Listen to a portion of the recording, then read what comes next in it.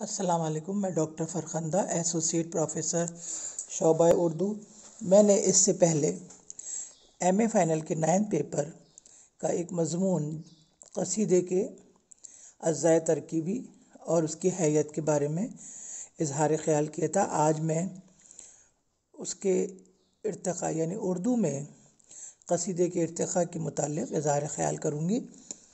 قصیدے کو سر سید اور ان کے رفقا نے بری نظر سے دیکھا ہے اور انہوں نے اس کو ایسی صنف قرار دیا ہے جو صرف مطلب کے لیے استعمال کی جاتی تھی، لیکن ایسا نہیں ہے.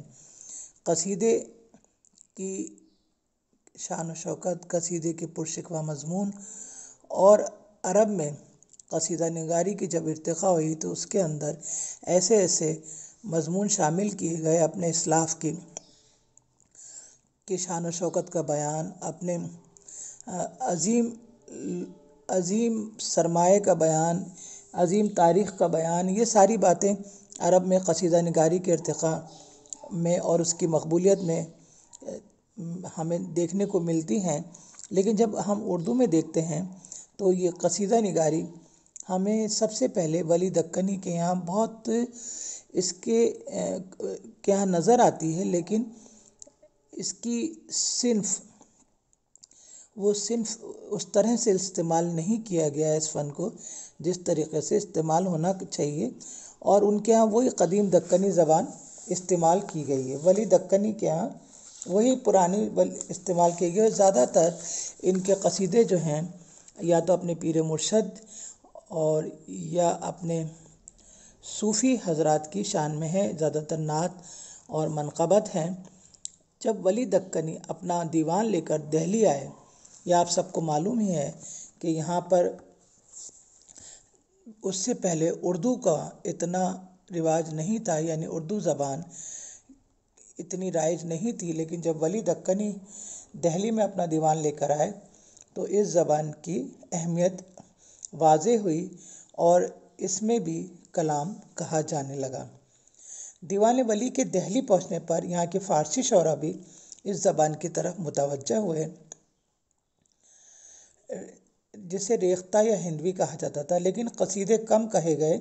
شیخ چاند کا کہنا ہے کہ اس زمانے کے بعض شعراء کے قصیدے ان کی نظر سے گزرے تھے، مگر یہ سرمایہ زمانے کی دست برد سے محفوظ نہ رہ سکا.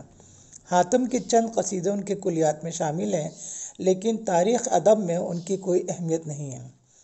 آبرو، ناجی، مضمون اور حاتم کے زمانے تک ہماری زبان نشو و نما کے بالکل ابتدائی مراحل میں تھی اور قصیدہ نگاری کی قوت اس میں پیدا نہیں ہوئی تھی، لیکن زبان اور اس کے ساتھ شاعری بھی تیز رفتاری کے ساتھ ترقی کے مراحل طے کرتی رہی اور سودا اور میر کے عہد تک اس قابل ہو گئی کہ اس میں فارسی کے ہم پلہ قصیدے لکھے جا سکیں.